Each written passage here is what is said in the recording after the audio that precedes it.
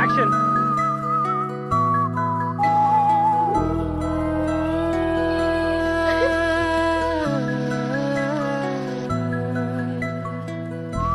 படம் மட்டும் ரிலீஸ் ஆகட்டும், கட் பண்ணி ஓப்பன் பண்ணா சாட்டிலைட் கெட்டு மட்டும்தான். மழை வருமா யாரிடம் கேட்பது, விதவிதமாய் விதை விழுந்தும் ஒன்றுதான் பூக்குது.